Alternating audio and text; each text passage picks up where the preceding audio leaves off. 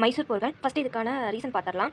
மொத்தம் 4 மைசூர் போர்கள் வந்து நடந்திருக்கும். அதுக்கான காரணம் என்ன அப்படின்னு பார்த்தோம் அப்படின்னா, ஹைதர் அலியும் சரி, அவரோட பையன் திப்பு சுல்தானும் சரி, தன்னோட மைசூரில் வந்து பெஸ்ட்டாக வந்து ஆட்சி பண்ணியிருப்பாங்க. அவங்களோட வளர்ச்சியை பார்த்து பொறாமையில தான் வந்து ஆங்கிலேயர்கள் வந்து அவங்களுக்கு எதிராக வந்து படையெடுத்திருப்பாங்க. முக்கியமாக பார்த்துக்கிட்டோம் அப்படின்னா 1761வது வருஷம் வந்து மைசூர் சமஸ்தானத்தோட ஒரு உண்மையான ஆட்சியாளராக வந்து ஹைதர் அலி வந்து தன்னை வந்து நிலைநிறுத்திக்கிறாரு. மோஸ்ட் ஆஃப் பிளேஸை வந்து இவர் வந்து ஆக்கிரமிப்பு பண்ணனாட்டி ஆங்கிலேயரோட ஆட்சியை வந்து விரிவாக்கம் பண்ணுறதுல அவங்களுக்கு சில பிரச்சனைகள் வந்து ஏற்படுது. இதுதான் வந்து மைசூர் போர் உருவாகிறதுக்கான முக்கிய காரணமாக இருந்துச்சு. முதல் ஆங்கிலேய மைசூர் போர் 1767 1769 வரைக்கும்.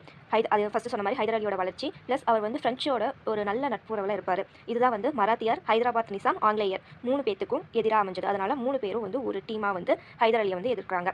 இதை தான் வந்து முதல் ஆங்கிலேய மைசூர் போர் அப்படின்னு சொல்கிறோம்.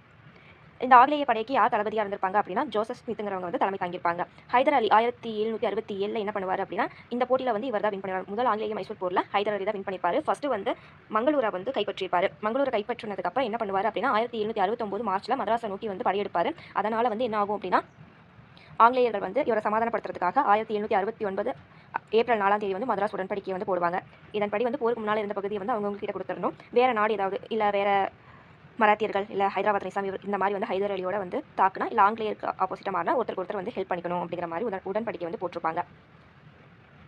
இரண்டாம் ஆங்கிலேய மைசூர் போர் 1780 1784 வரைக்கும் நடந்திருக்கும். இதற்கான காரணம் என்னன்னு பார்த்தோம் அப்படின்னா, மெட்ராஸ் உடன்படிக்கை போட்டதை வந்து ஆங்கிலேயர்கள் வந்து ஃபாலோ பண்ணியிருக்க மாட்டாங்க. என்ன ஆகுது அப்படின்னா 1771 அப்போ வந்து மராத்தியருக்கும் ஹைதர் அலிக்கும் வந்து போர் வருது. அதில் வந்து ஆங்கிலேயர்கள் வந்து ஹைதர் அலிக்கு வந்து மதராஸ் உடன்படிக்கைப்படி உதவி இருக்க மாட்டாங்க. அது மட்டும் இல்லாமல் ஹைதர் அலியோட ஆட்சிக்குள்ளே வர மாஹிங்கிற பிரெஞ்சு குடியேற்ற பகுதியை வந்து ஆங்கிலேயர் வந்து கைப்பற்றிடுவாங்க. இதனால் என்ன ஆகும் அப்படின்னா ஹைதர் அலி, மராத்தியர், ஹைதராபாத் நிஜாம் 3 பேரும் வந்து ஒன்றா சேர்ந்து ஆங்கிலேயர் வந்து எதிர்ப்பாங்க. இதுதான் வந்து என்னன்னு சொல்கிறோம் அப்படின்னா இரண்டாம் மைசூர் போர் அப்படின்னு சொல்கிறோம்.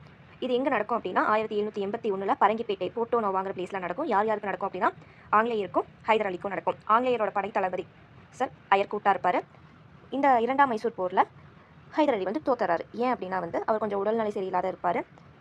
அதாவது 2 பிளேஸ்லையும் தோற்றுருவார். ஒன்று பரங்கிப்பேட்டை போர்ட்டோ நோவா, இன்னொன்று வந்து சோளிங்கர் அப்படிங்கிற பிளேஸ்லையும் தோற்றுருவார். இதுக்கப்புறம் என்ன ஆகும் அப்படின்னா அவருக்கு கேன்சர்னால 1782 இறந்துருவார். இதுக்கப்புறம் அவரோட பையன் திப்பு சுல்தான் வந்து ஆட்சிக்கு வர்றாரு. இவர் என்ன பண்ணுவார் அப்படின்னா 1783 ஆங்கிலேய படை தளபதியாக இருந்த பிரிகேடியர் மேத்யூஸ் அப்படிங்கிறவரை வந்து கைது பண்ணுவார். பின்னாளில் வந்து இதே தான் வந்து அவருக்கு ஒரு மிகப்பெரிய பாதிப்பை ஏற்படுத்தும்னு சொல்கிறாங்க.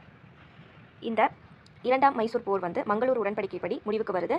இது எப்போ நடக்குது அப்படின்னா 1784 திப்புக்கும் ஆங்கிலேயருக்கும் இடையில நடக்குது. 1784 மார்ச் 7. எப்பவும் போலவே வந்து இதுலேயே என்ன சொல்கிறாங்க அப்படின்னா போரில் கைப்பற்றினதை வந்து ரிட்டர்ன் பண்ணிடணும். போர் கைதிகளை வந்து அவங்கவுங்க கிட்ட வந்து ஒப்படைச்சிடணும் அப்படின்னு சொல்கிறாரு. அதாவது வந்து இந்த பீரியடில் வந்து யார் கவர்னர் ஜெனரலாக இருப்பாங்கன்னா வாரன் ஹேஸ்டிங் வந்து இருப்பார். பிரிட்டனில் அதாவது வந்து அமெரிக்காவில் இருந்த குடியேற்ற பகுதிகளை வந்து பிரிட்டன் வந்து இழந்த நாட்கள் தான் வந்து அது. அப்படி இருந்த பட்சத்திலும் இந்தியாவில் வந்து எந்த ஒரு பகுதியையும் இவர் வந்து இழக்கலை. அதுக்கு பதிலாக வந்து எல்லா ஆங்கிலேய பகுதிகளையும் வந்து இவர் வந்து ஒன்றிணைச்சு வச்சிருப்பார். மூன்றாம் மைசூர் போர் 1790 1792 வரைக்கும் நடக்குது. இதுக்கு என்ன காரணம் அப்படின்னா வந்து திப்பு என்ன பண்ணுறாரு அப்படின்னா வெளிநாடுகளுக்கு வந்து தூதர்கள் அனுப்பி வெளிநாட்டோட கூட்டணியை வந்து நாடுறாரு. அதாவது எந்தெந்த நாடு காமிச்சிருப்பாரு அப்படின்னா இது ஆங்கிலேயருங்கிற நாட்டி பிரெஞ்சு காமிச்சிருப்பாரு, துருக்கி காமிச்சிருப்பாரு. அது மட்டும் இல்லாமல் 1789 திருவிதாங்கூர் சமஸ்தானம் இது வந்து ஒரு ஆங்கிலேய கூட்டணிக்குள்ளே இருந்த இடம். இதை வந்து தாக்குதல் நடத்துறாரு. அதனால வந்து என்ன ஆகுது அப்படின்னா மூன்றாம் மைசூர் ஆங்கிலேய போர் வந்து நிகழுது. யார் யாருக்கு இடையில நடந்திருக்கும் அப்படின்னா திப்பு சுல்தானுக்கும் ஆங்கிலேயர், மராத்தியர், ஹைதராபாத் நிஜாம் 3 பேரோட கூட்டணிக்கும் நடந்திருக்கும்.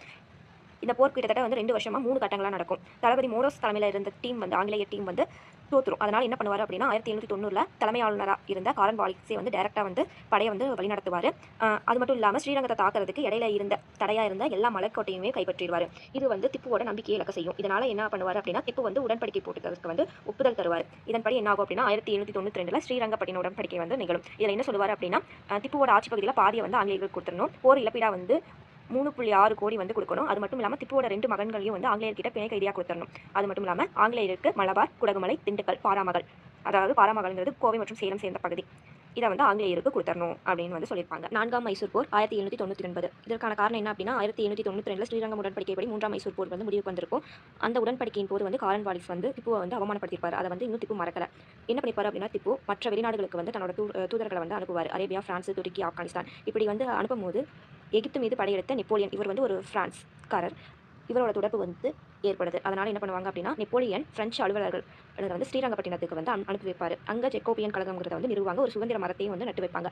இது ஆங்கிலேய படையை வந்து வெறுப்படைய செய்யுது. அதனால் என்ன பண்ணுவாங்க அப்படின்னா 1799 வெள்ளிஸ்லி பிரபு வந்து திப்பும் போது போர் எடுப்பார்.